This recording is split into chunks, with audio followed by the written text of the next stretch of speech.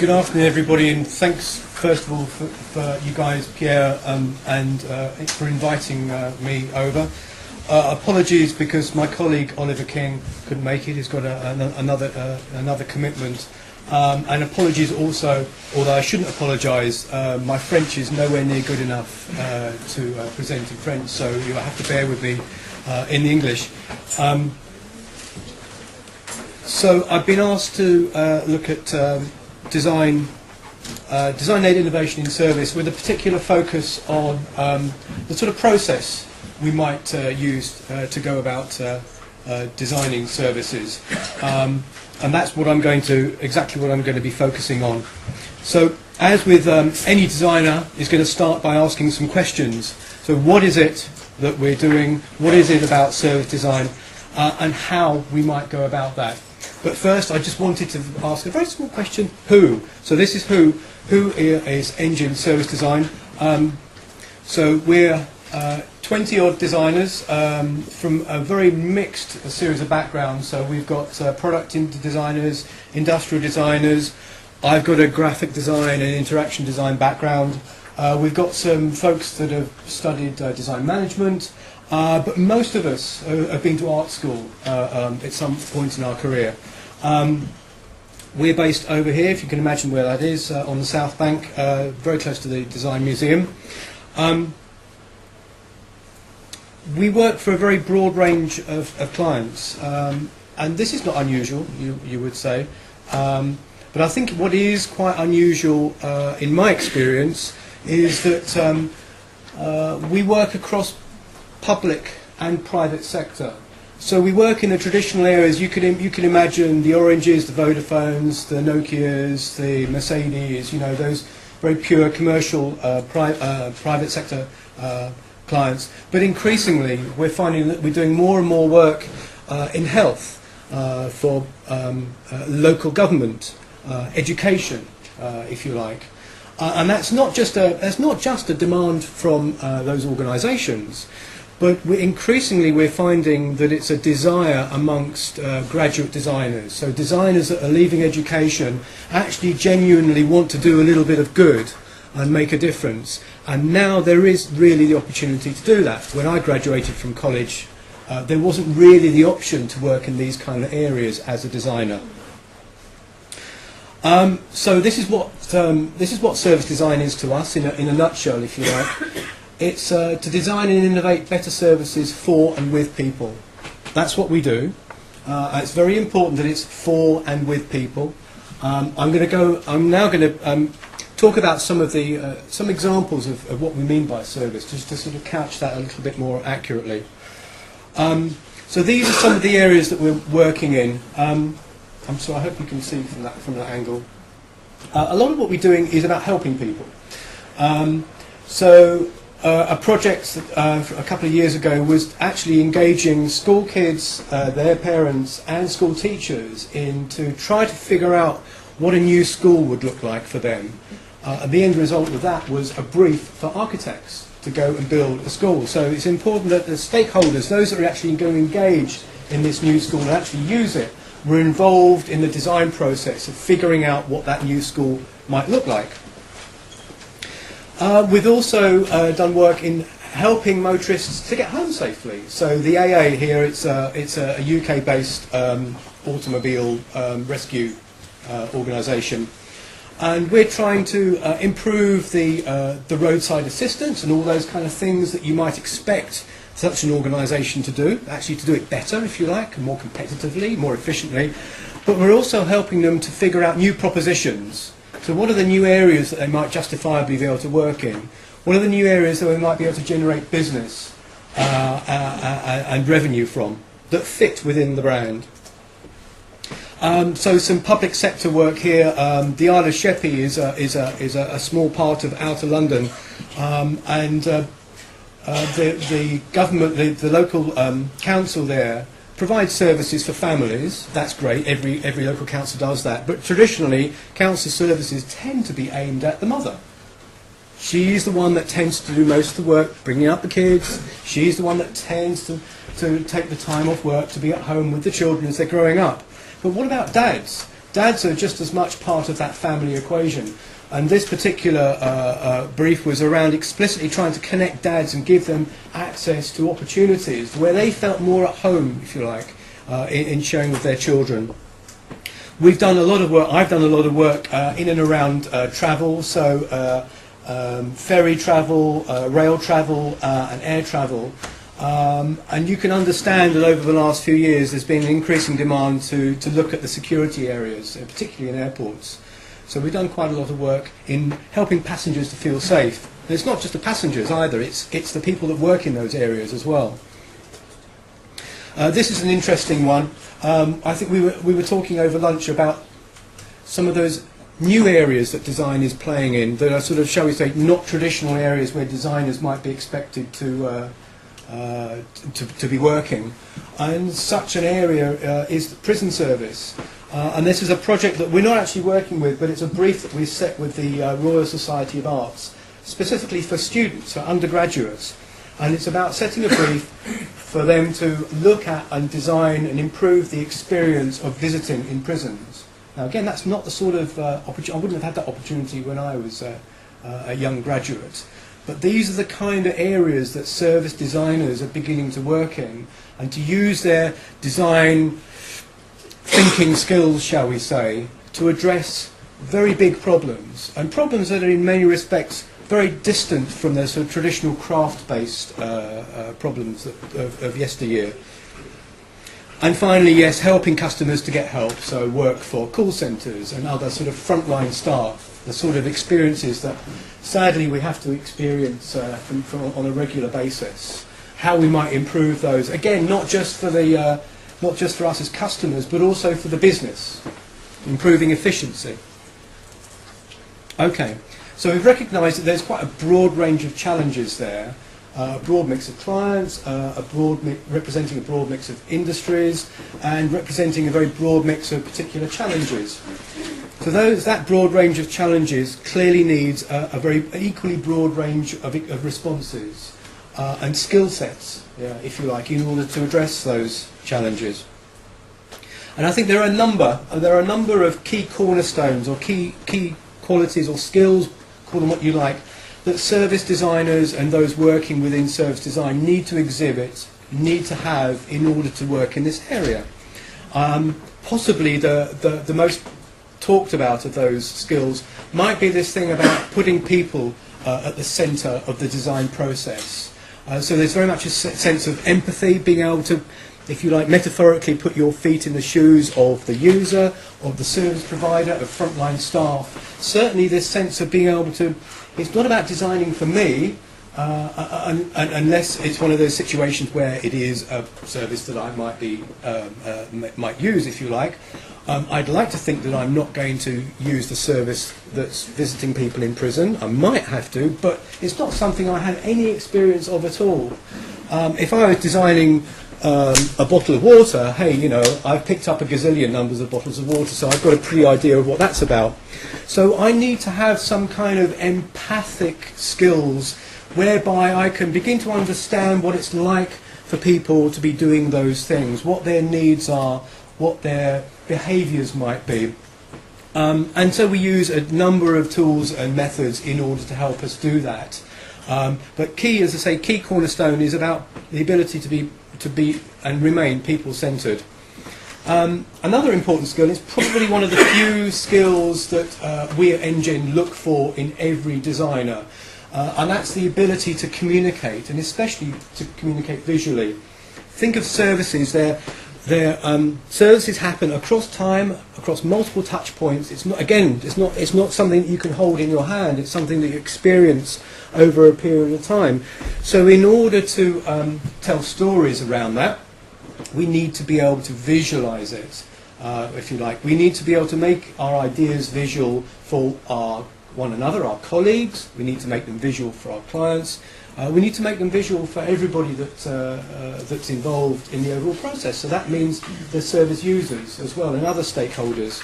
So again, there's a number of tools and methods that we utilise. This is an idea of journey mapping, if you like, mapping the narrative and emotional experience. So in this case, it was the first 60 days of starting a new mobile phone contract. Co-creation is also important. It's not about me kind of sketching over here in the corner and I'll show you when I'm good and ready. It's very much about having quick thoughts, being able to slap them up, share ideas, build upon ideas. It's about me as a designer being comfortable with working with non-designers, if you like, although you could argue quite easily that we're all designers, we're all able to sort of solve problems in a designerly way. So I need to feel comfortable about working with clients. I need to feel comfortable about working, sharing and building and generating ideas with service users. And they could be anybody from any old walk of life. So there's this sort of sense of, I've got to be people-centered in a sort of a sharing and collaborative and creative kind of way as well. As I say, it's not about the lone designer struggling in his garret, if you like, as artists obviously have done successfully over the centuries. It's not about that. It's very much a very open, collaborative experience. Holistic, and by holistic I mean service designers need to be comfortable with digging around in and understanding all aspects of the service. So it's not just where it happens, it's about the what actually helps that service come alive, what actually helps deliver that service. It's the business that service operates in, the industry the service operates in. It's what happens behind those check-in tills, if you like. It's what happens way out here before I've even got to that particular space. It's what happens with the behaviours of all the staff that are working in that space. It's the interaction and the processes involved in these automatic check-in machines. So there's this sense of viewing the holistic, the whole of a service, not just one particular aspect of it. And finally, and getting back to the point about public service organisations, increasingly we're finding that our clients want to also understand how we do things. So in order to aid their business efficiencies, they don't want to employ people like us all the time. They want to be able to learn from us as well, and we're quite happy with that. That's very important for us to build internal capacities within our clients' organisations. Invariably, that means a longer-term relationship for us, and invariably it also means that generally more good is being generated for service users. Okay, but what does our design process actually look like? So there are a number of existing processes, and the reason that I'm just there's sort of 3 or 4 of those there is to talk about the service, the process that we use is, if you like, an amalgam. It's a build on existing processes. When I was a graphic designer, I wasn't really aware of any explicit process that there was in place, although there probably was one. You know, you get a brief from the client, you go away, you come up with some ideas, you present them to the client, you change them around a bit, and then you deliver a final execution, if you like. We tend to have developed a process which is an amalgam of web, of product, to generate this sort of 8-stage step which goes from orientate through a number of design steps through to specifying, producing and measuring. And I think we can boil that down into these 3 steps. Identify, build and measure, and that's what I want to look at now in a little bit of detail. So, but wait a minute, what does our design process actually look like? What is it? We talked about visual, keeping things visual. Let's try not to get too caught up in words. What does it actually look like? Now this diagram, I'm sorry about the lights, it's possibly not showing up as clearly as it could be. It represents what we call a double diamond. Sometimes when I look at it, I see 2 fish kissing in the middle, but nonetheless, it represents two diamonds. So if we're going from left to right, we have a divergent process where we're going out into the world and we're seeing lots of stuff, and then there's a point when that kind of starts converging again, and it converges on a big idea in the middle. Then once we've got that idea, we diverge outwards again, start to refine it and detail it, and then converge until we've got something that we're willing to go to market with. Now, not every project that we do follows this exact process. but it does tend to start at the left and work its way over towards the right. There are some projects which end just around about a big idea, and there are some projects, so a strategy piece might do that, whereas something which is more designing and experience, that's going to go all the way through to actually building and measuring it. So we'll have a look at those 8 steps in a little bit more detail. The first step is about orientation, and that's about getting the team up to speed with everything that's important about the service as it exists currently. It's an opportunity for us as designers to ask some pretty naive questions of some very, very senior people. We can play dumb, if you like. It's also an opportunity for us to do some preliminary research around the existing experience, to audit it in a way. And that's what's happening over on the left-hand side. There's 3 of us and a client or 2 actually in the baggage, underneath the baggage hall of an airport. So we're kind of digging around behind the scenes, if you like, to try to understand what the problems might be. It's also a time for us to grapple with maybe some existing research that the client has around their business, around their target audiences, their users, and then try to make sense of that in order to move forward to the next stage. So we're trying to identify where the problem might exist. And we'll probably use a workshop here as well to sort of build a hypothesis of what we think that we're looking for, so that latterly in the project we can test that.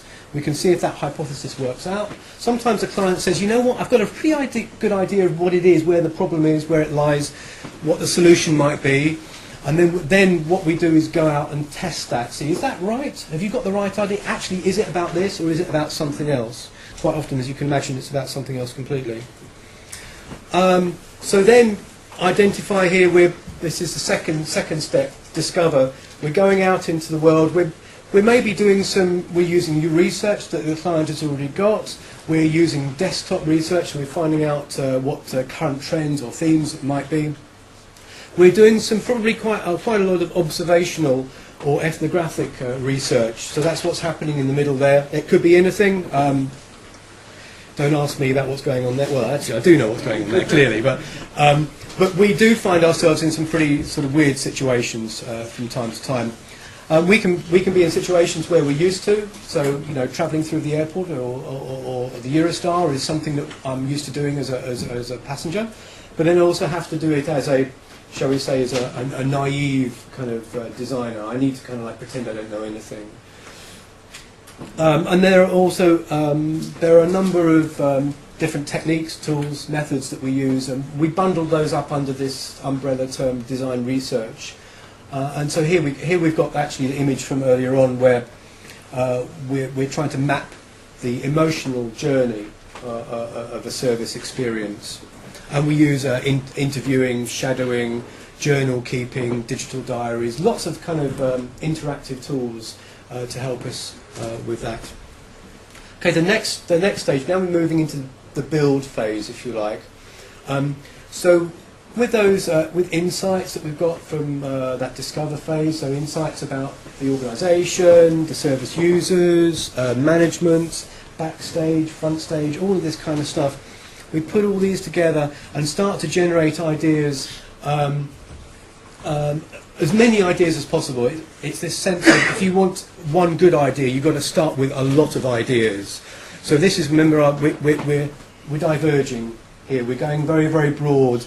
We're generating a lot of very quick ideas here, and so we've got some examples, some very quick sketches that come out, typically in a workshop format, so that we might be working with the client, we could be working with the client and users, it could be management, it could be frontline staff, anybody, if you like, that's involved in that service.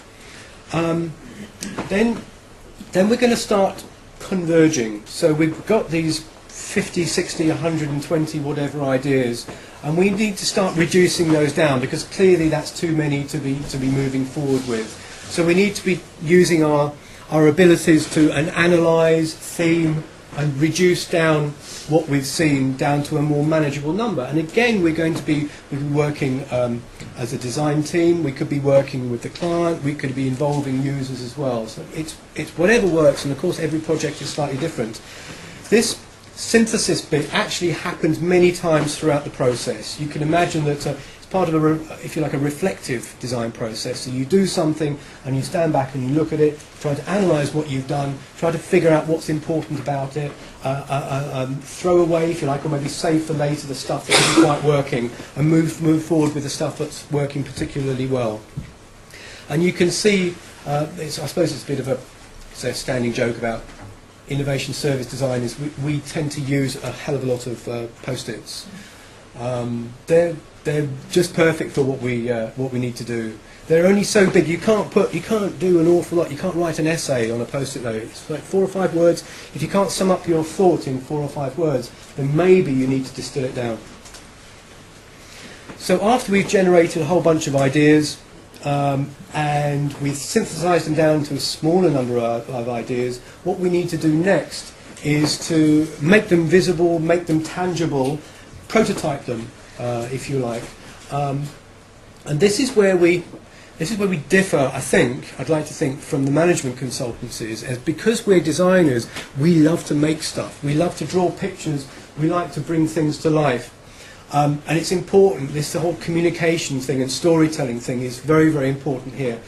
So on the left, we've got a very, very low fidelity prototype of a security lane at work here. It's built mostly out of bits from IKEA. So there's a lot of IKEA furniture that we're kind of sawing up and repurposing.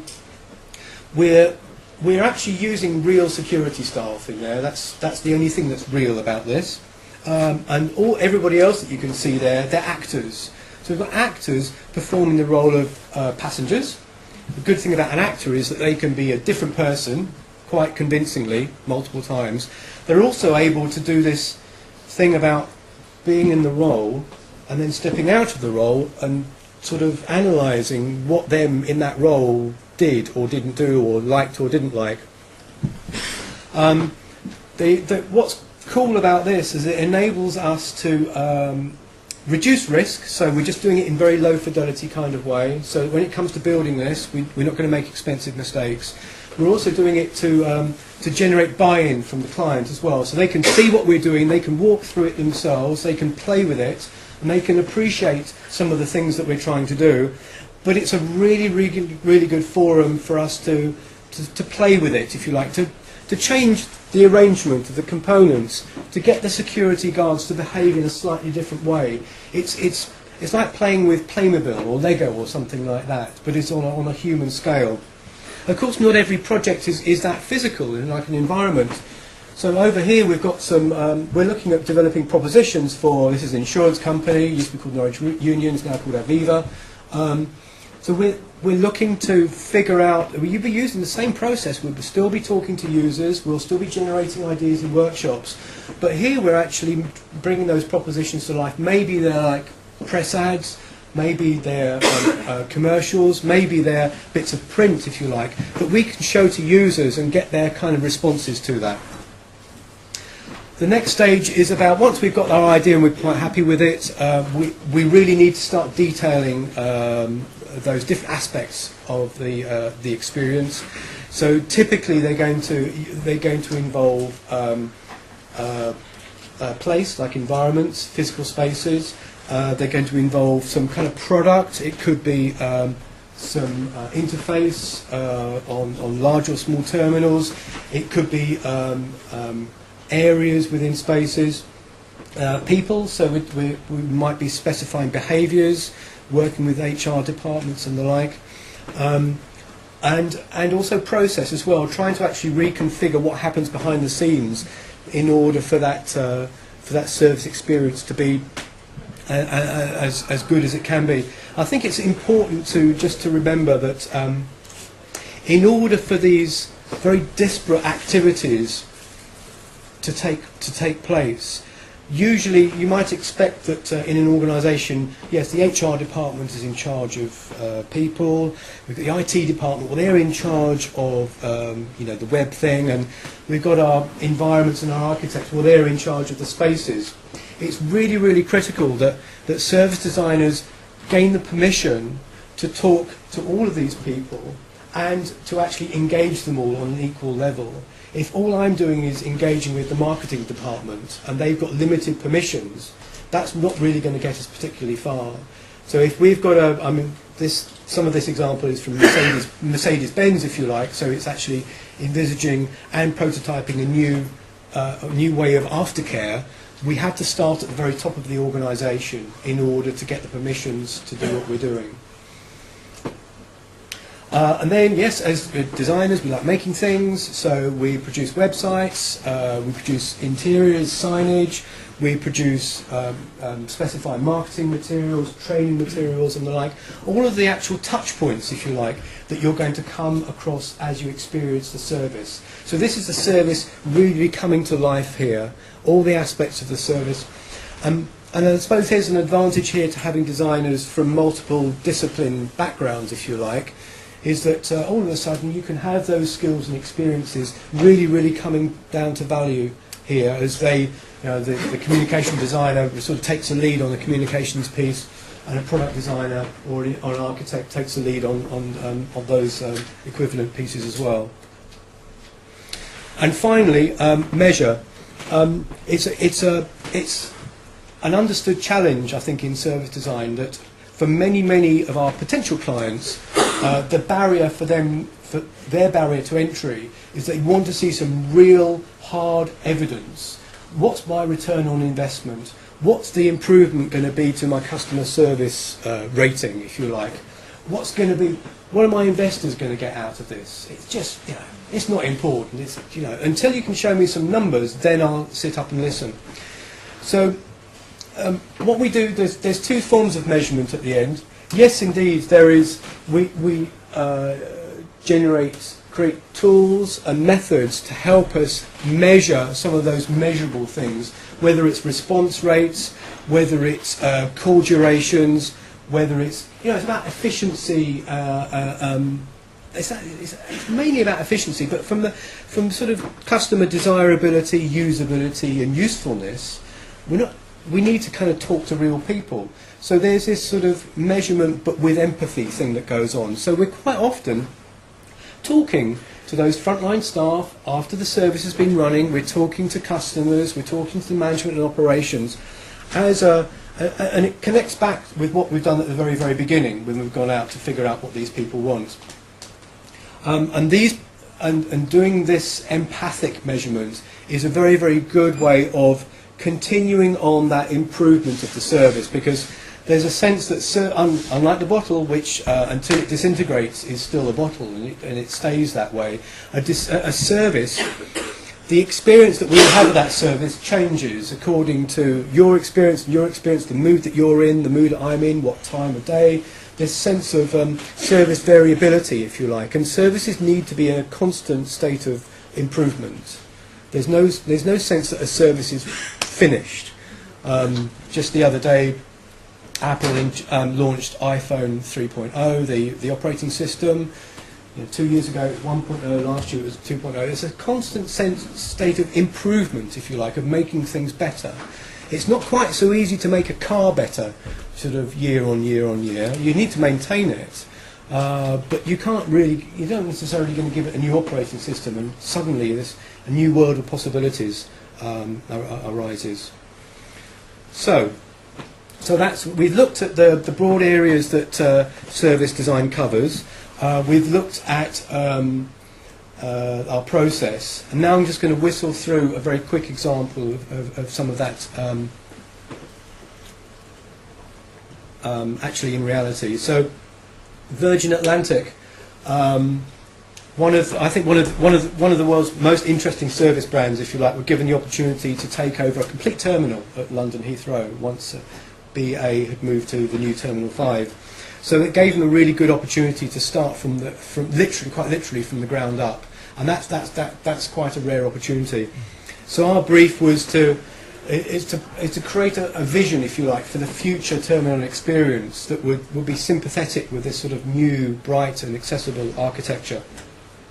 So yes, we went through, so here's our discover phase, qualitative research with users, so passengers, and the operations people, the people behind the scenes, the management, if you like. So we're shadowing passengers. We're running a series of interviews, whether they're long interviews or short, just stopping people, you know, do you mind if I talk to you for 5 minutes? Generating a whole bunch of insights there.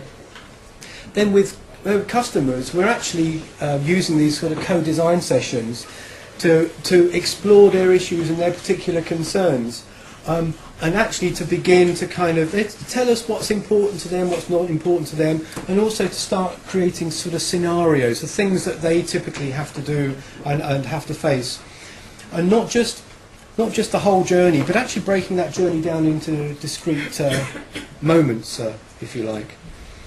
And we're able to then distill those insights down into some, here we go, this is visualizing some of the ideas and observations, and then coming up with a number of top-line insights, around families with children, about how premium passengers expect to have their luggage off first. Well, of course, why not? And then we can begin to map those experiences where they would fit along particular parts in that journey. And there's one part of the journey which is blurry up there, but it's called the first 10 metres. So we discovered that the first 10 metres inside an airport terminal was where everything that could go wrong would go wrong. So you were bombarded with information, it's super stressful, and that was not something that the client was ever aware of. Then we go into a period of co-creation with staff, so the staff are able to look at some of the ideas that customers and passengers have come up with and give us their idea of how feasible they might be to deliver. They're also helping us to generate ideas, because we find that there are many, many good ideas within the heads of those frontline staff. It's a very valuable asset. Now those insights, we then, in order to move forward, we need to generate a series of principles that we can apply when designing particular moments within the experience. So those principles are developed using some of the insights from the research, Virgin's brand values as well, because let's not forget that this experience has got to feel very Virgin-like. It can't be, absolutely can't be sort of misconstrued as being British Airways. It's something more than the branding. It's got to be the very kind of the way that staff behave, the way that communications are, you know, the tone of voice, everything like that has got to be got to reflect those brand values. And then we start designing spaces, and as I said, we had a great opportunity to literally reconfigure the ground floor and the upper floor wing as well, so we could decide where everything was going to go, and that was based upon different scenarios, different walkthroughs, different flow-throughs, if you like, trying to imagine what the pros and cons of different approaches would be. And at this point, the architects, they're not inputting into this, not explicitly. It's us and the client. There we're going to go to the architects and say, right, this is how we know this space needs to be configured. And one of the big insights, this is like 4 years ago here, one of the big insights that was in order to reduce queues, if you introduce more self-serve check-in machines, you can release staff from behind the desks, bring them right to the front, and they can solve all those kind of problems that happen within those first few metres. Now that's something which is happening in a lot of airports at the moment. We can check in online, we can certainly check in at the airport, but 3 or 4 years ago, that was quite a rare thing. But that does actually demonstrate a property of service innovation is in as much it is relatively easy to copy. We can all go and experience those. We can experience them in real time. We can take photographs of them. We can go back to our airport and do a similar kind of thing. So there's and I think especially within financial services as well, it's very, very easy to, if you like, copy the essence of a service idea, although not necessarily the experience, the actual sort of visceral experience. Then we visualise the experience, create movies so that we can further prototype it, and then it opens. So this was just a year and a half ago, and I think what's interesting here is that we're able to, after a period of time, not only to get the client's views sort of about how efficient and how the money was well spent, and get lovely anecdotes from customers. But we're able finally to get some hard figures, and this is what we find clients particularly like. So there was a 30% increase in the customer satisfaction index. 50% of customers think more highly of the Virgin brand. Well, that's interesting, because that means maybe those customers are going to do more stuff with Virgin Atlantic, and maybe even other Virgin brands afterwards. 75% reduction of check-in time, so I think that was down from, my maths is probably wrong, but down from 30 or 40 minutes down to 10 minutes. Now that's quite significant. So I'm sure the bane of all our lives is queuing up. And 85% of those passengers rate the experience as good or excellent. And that's an idea as to how we create better services to get happier customers. And that's it.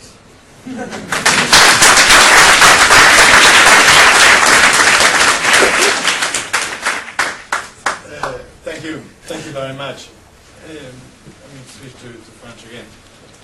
Ce qui est intéressant là aussi, c'est de voir que le processus proposé est justement suivi d'une tentative de mesure des résultats, ce que l'on évoquait tout à l'heure en fin de matinée, en se disant mais comment peut-on justement arriver quand même à quantifier l'avantage de tel ou tel effort alloué au design.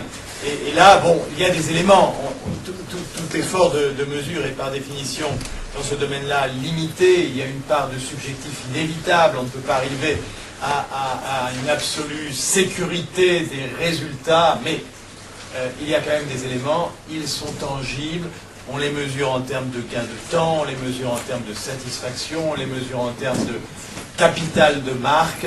Ce sont des choses sur lesquelles on doit s'attacher, et les uns et les autres. Nous, en tant que chercheurs, beaucoup d'entre vous en tant que praticiens, à creuser la chose pour que, sans arriver à vouloir monter des usines à gaz pour mesurer tout et n'importe quoi, on arrive quand même à avoir des éléments pour objectiver la décision et surtout objectiver la demande d'investissement, car quand il s'agit de faire des efforts, il faut avoir pour cela des moyens, il faut bien pouvoir en face imaginer des gains. You leaving? Je suis désolé. No, I have a train to catch. A train to catch? Why? You don't want to stay a little longer in Paris? I mean, I'd love to, believe me. I've got a meeting. You would be welcome. Thank you very much. For your time. Juste one second. Est-ce qu'il y a une question ou deux pour notre ami Jean-Philippe Part, puisqu'il ne sera plus là pour y répondre? Pourquoi il n'a pas pris l'avion?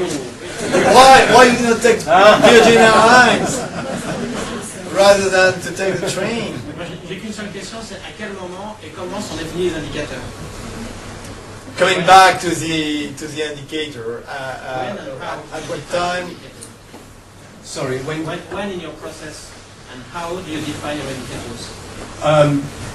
Our success factors, how as early as possible, probably right at the very beginning in that sort of discovery phase.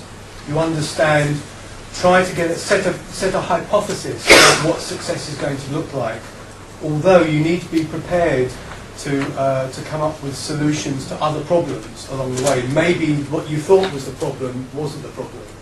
So you need to be comfortable with that sort of ambiguity, if you like. Sort of things can change, and that's not something that everybody. Okay, thank you. It's a good question. I'll see you then at that time. And next time, we book a room so you can stay 2 days. And then we'll talk seriously. À bientôt.